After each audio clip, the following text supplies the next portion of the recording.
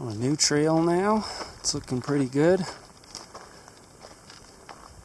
Looks a little bit more used than the last one. Seen occasional prints in the track. And pretty soon, I think after I cross over Mary's River Peak, the eastern ridge of it, that is, that I'll be crossing out of the Great Basin and into the Snake River Basin.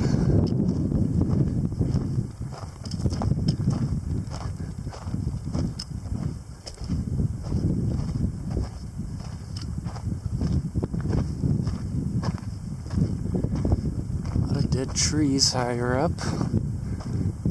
Can't tell the cause or who's worst afflicted yet.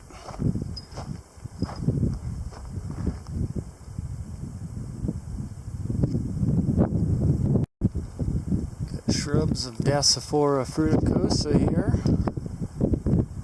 which tells us we're getting to a colder element.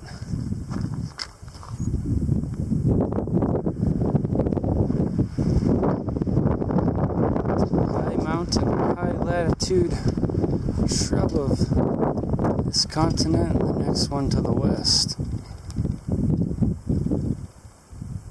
We get a hint of Siberia here. That's another way of putting it.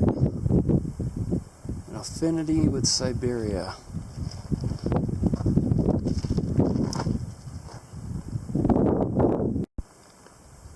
It's easy to spot water from a mile or more away out here.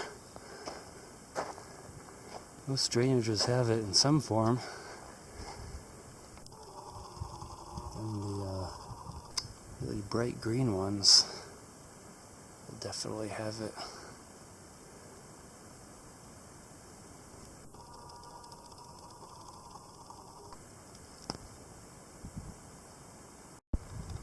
Looking like white pine death.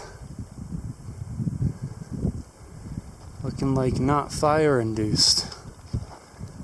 Which leaves the common culprits of fungus and beetle kill, which are a combination along with fire, creating an endangered situation for whitebark pines. You can see several persisting here just fine, but it's to be seen what the future of those individuals will be.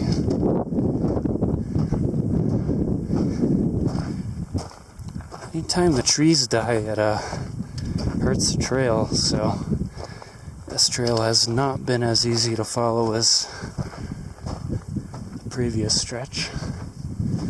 It's still working, obviously. Ardellas, blooming almost prime. A lot of them are still in bud.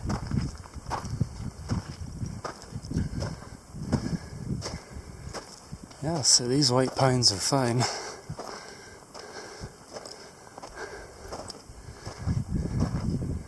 Others just adjacent, totally gone. Here's the divide. There's Mary's River Peak high above. All waters, excuse me, flowing that way, southwards, end up in the Great Basin. And as I descend into this valley, it'll bring me soon to the east fork of the Jarbidge River, that is, which flows northwards into Idaho, thence towards the Snake River eventually. So this ridge is one exceptional place here. Of course, the dividing line is quite extensive. Many types of dividing lines separating the Great Basin from Snake River Basin, the Columbia River drainage, if you will. Sometimes it's just a low point in the sagebrush desert, other times it's a subalpine ridge. Of course, it extends from east to west, more or less, this dividing line across the state, until you get towards Oregon, which holds quite a bit of Great Basin itself. So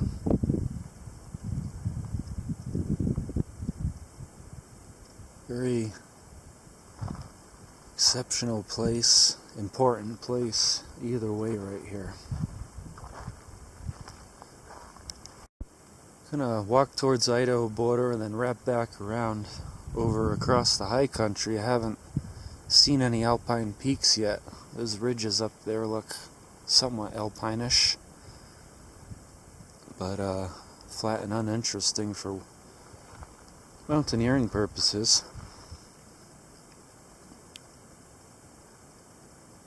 So next half a day or so I'll be spending along the east Jarbidge, figuring out a way to turn westwards and then southwards again. I want to hit the high points. Matterhorn is the highest point here.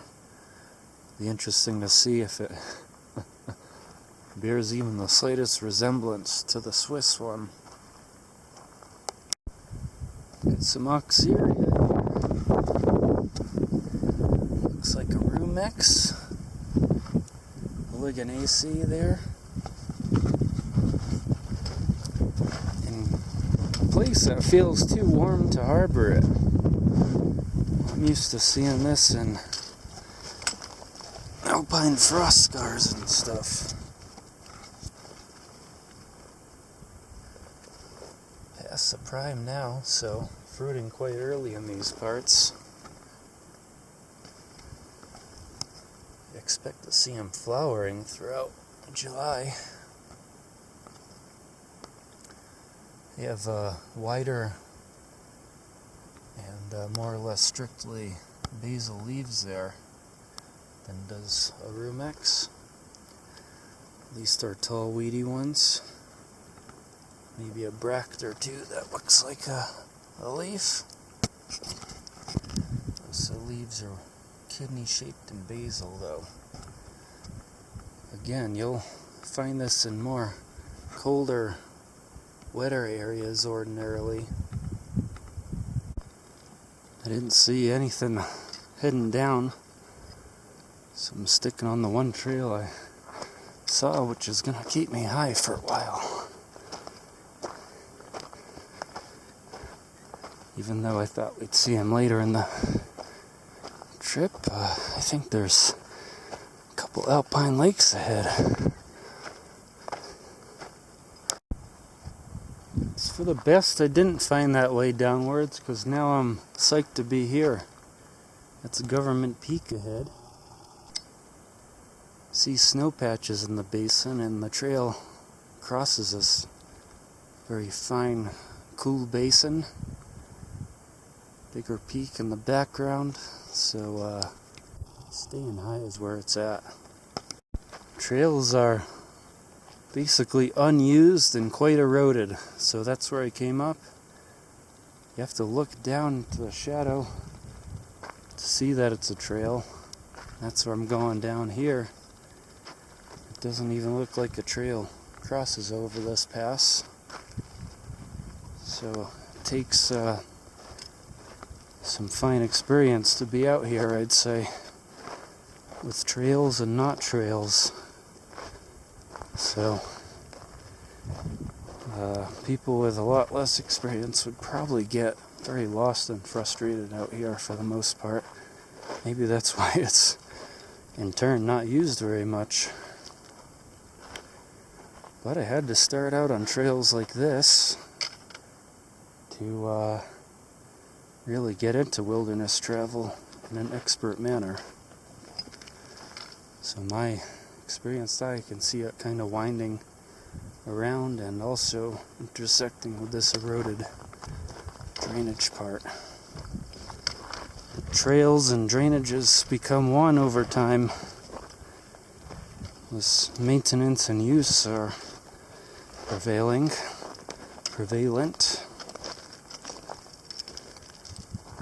You can see it there, it's switchbacking down. It's certainly a high mountain paradise out here, if not an alpine one, like the rubies. I don't fully know for sure yet, but the rubies may, and the East Humboldts combined, I suppose, maybe the only true alpine paradises in Nevada where you can really walk in the alpine comfortably, i.e. on trails, e.g. on trails as well. Rubies, some alpine trail. Let's be seen while there be any alpine trail up here. I am expecting alpine habitat based on what I know of the flora.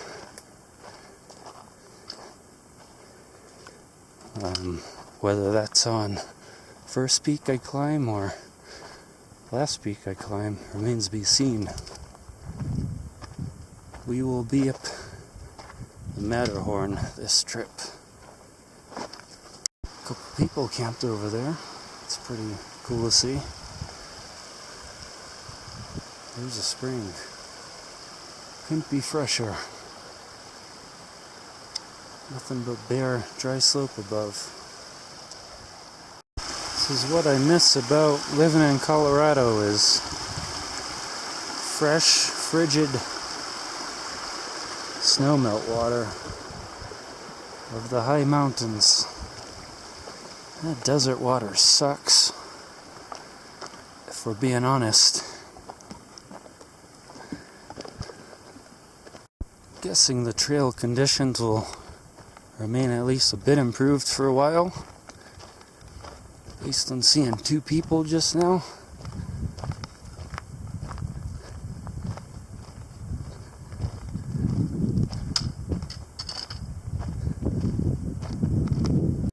Lightly forested subalpine out here.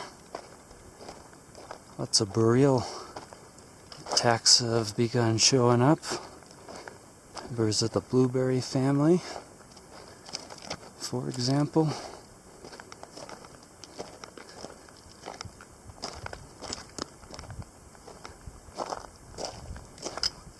There's some alpine-like talus right here. Fields of juncus, antennaria, and sedges also give it a very subalpine feel up here. Antennaria tends to like more bare rocky slopes.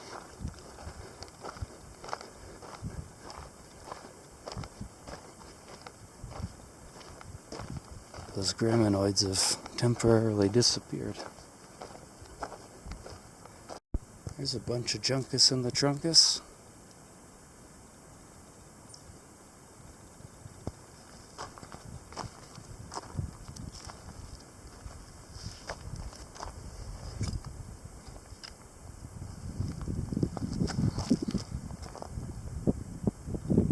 Some snow on Mary River Peak right there,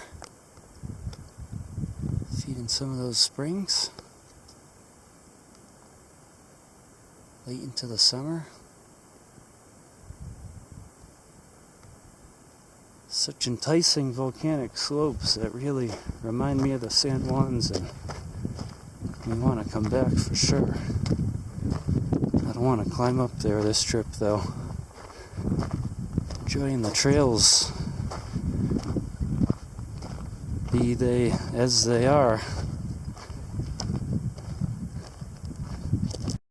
You can see trees all the way to the top, so it's not quite alpine up there, though there may be a couple alpine species. A whole lot of Bistorta, bistortoides.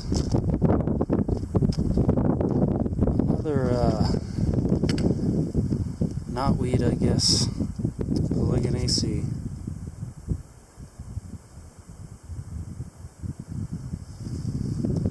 Let's see if there's an ochrea. It's a little bit of an ochrea. Papery stipules. Some call it polygonum, call it Bistorta. It's a widespread northern lineage nonetheless. You find it on the coast of Norway, for example. Lots of high mountain areas in various places. We have a direct evidence of affinity with the north of Eurasia right here. Northern Nevada, near the Idaho border. We don't see those evidences half as much down south. No, we don't. We see a lot more endemic life down south. Plenty of endemic life around here too, though. How about that for some Bistorta?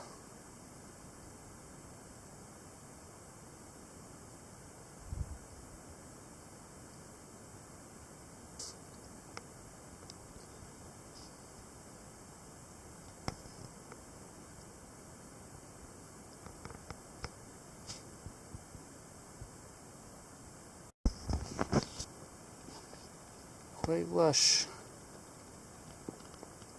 in the Jarbidge.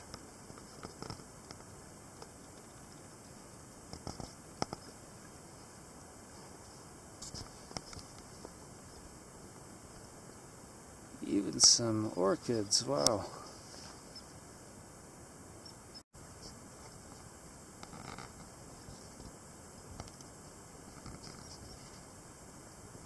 Had some Corallariza lower, so at least 2 orchids so far.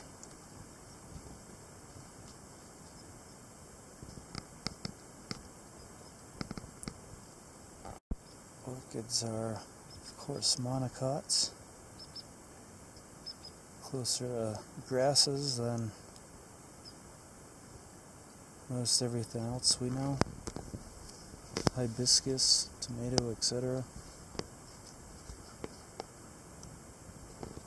The lower lip, the bottom lip tepal, is often modified into special structures.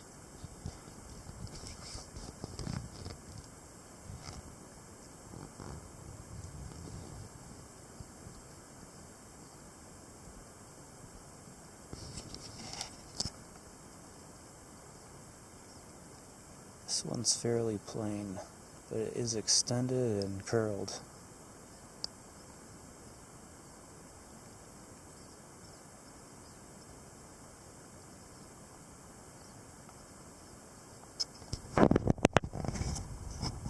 We've got both very bare and windswept gravels and marshes side by side.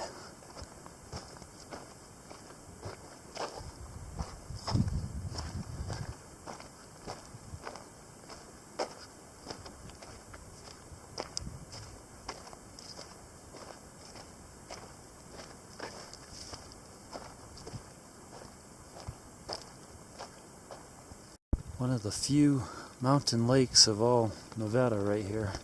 Emeralds. It is deep green indeed. Backdropped by the deeper reds of Cougar Peak, I think that is. That's Government Peak.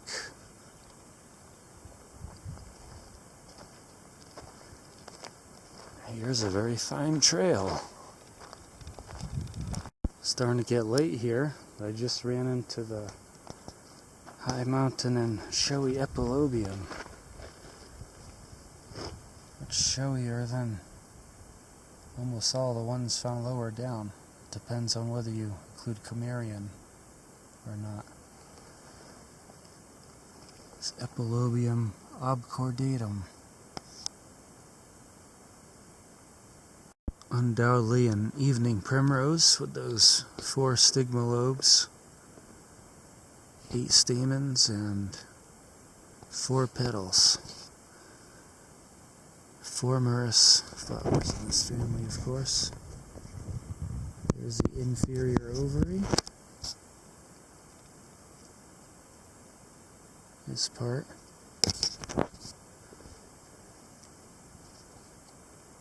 Which you can see there too. It's a striped maroon part.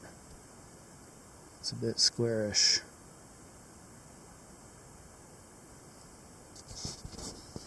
Quite beautiful.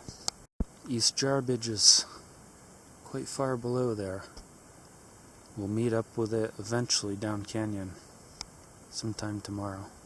There's Cougar. A little bit of snow left. And there's Matterhorn, a high point, which doesn't look very alpine actually.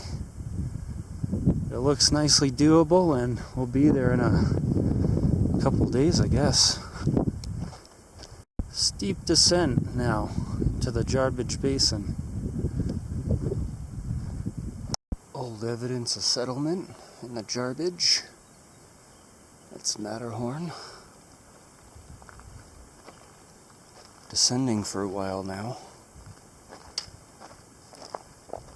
Rather than strictly beetle kill, this is quite a burn area with quite a recovering understory. Cercocarpus starting to come in on the montane slopes. That means we're getting below the subalpine, despite the delphiniums. Descending back onto the steps. Lots of helianthus here.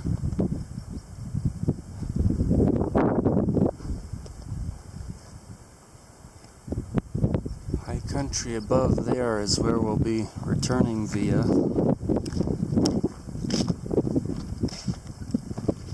So for today it's down towards the Idaho border and then back to the base of this high country to the west.